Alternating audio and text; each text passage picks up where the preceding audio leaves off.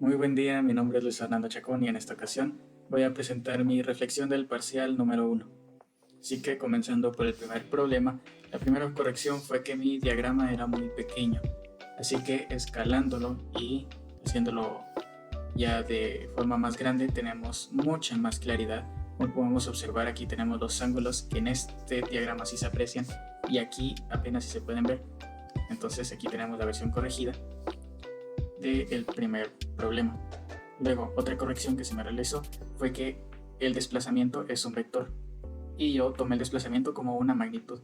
Lo que tendría que haber puesto es la magnitud del desplazamiento y la dirección. Así que corrigiendo esto, ahora tendríamos que el desplazamiento de la persona fue de 240 metros hacia el suroeste. Ahora pasando al problema número 2, la corrección fue que aquí coloqué una coma. Y como dice aquí la anotación, no se utilizan comas si es un vector unitario. Así que corrigiendo tenemos que nuestro vector sería menos 8.10i más 10.0j y todo esto en metros. Luego nos vamos al problema número 3. Aquí podemos observar que la corrección fue que este punto en realidad vale 0. Pero ¿por qué tenía yo que valía 1? Fue porque aquí me confundí. En el problema nos daban 12.5 segundos y yo coloqué únicamente 12 segundos. Esto provocó que tuviera como velocidad final 2 un resultado de 1 metro por segundo.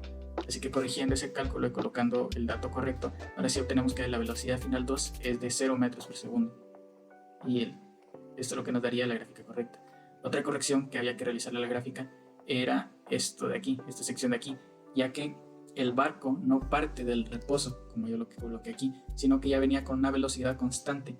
Así que corrigiendo para ese tramo de 0 a 30 segundos se movía con una velocidad de 10 metros por segundo. Y con esto ya tendríamos bien nuestro problema número 3. Y ahora el inciso C de este problema ya no lo logré resolver. Así que para resolverlo tenemos que integrar. O sea, si obtenemos el área de los distintos segmentos en nuestro diagrama de velocidad-tiempo, podemos obtener nuestro diagrama de posición-tiempo. Así que obtenemos el área número 1, que aquí tenemos un rectángulo, y acordemos que el área de un rectángulo es base por altura. Aquí para el cambio en x2 tenemos un triángulo y un rectángulo, y acordémonos que el área de un triángulo es base por altura dividido 2, y en el cambio de x sub 3 tenemos otro triángulo. Así que para el cambio en x1, base, que serían 30 segundos, por altura, que serían 10, nos da 300 metros.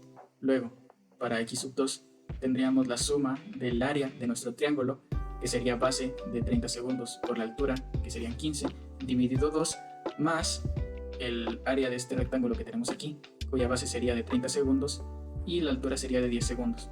Sumando estas dos áreas obtenemos 525 metros. Y para el triángulo final tenemos la base, que es de 12.5, por la altura, que es de 25, dividido 2. Esto nos daría un total de 156.25 metros. Ahora, ya graficando, vamos sumando.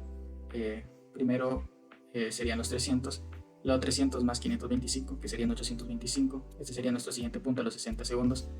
Y por último, los 825 más 156.25 a los 72.5 segundos, que tendríamos los 984.25 metros.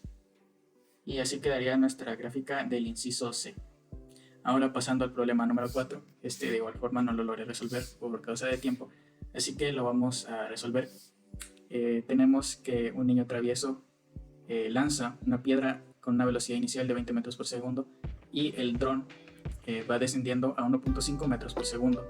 Lo que nos preguntan es el tiempo del impacto y la altura del choque. Sabemos que ambos objetos van a chocar cuando sus alturas sean las mismas, o sea, la altura del dron sea igual a la altura de la piedra. Tenemos que la velocidad del dron es de menos 1.5 metros por segundo, porque acordémonos que va hacia abajo, y la velocidad inicial de la piedra es de 20 metros por segundo.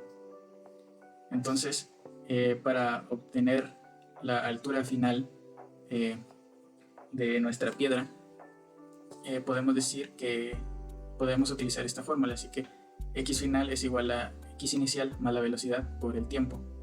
Entonces nuestra x final del dron va a ser de 20 metros más menos 1.5 metros por segundo por t.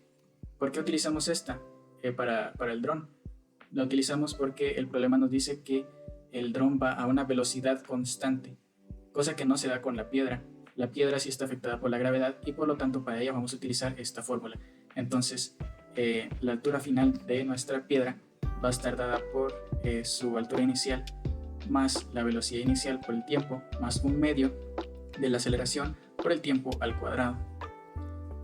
Como habíamos dicho, ambos van a chocar cuando sus alturas sean iguales, así que podemos igualar esto con esto y de esta forma obtendríamos que ya desarrollando, aquí utilizando la fórmula cuadrática, tendríamos nuestros dos valores, el tiempo 1 y el tiempo 2, pero aquí nos interesa el valor más pequeño, entonces al segundo con 21 milisegundos la piedra y el dron se van a chocar. Y luego con este tiempo podemos reemplazar en una de las dos fórmulas. En este caso utilizamos la del dron, la que estaba aquí arriba, para obtener la altura final del dron. Solo reemplazamos el tiempo que obtuvimos y obtenemos que el choque fue a los 18.2 metros sobre el suelo. Con esto concluyo mi reflexión final.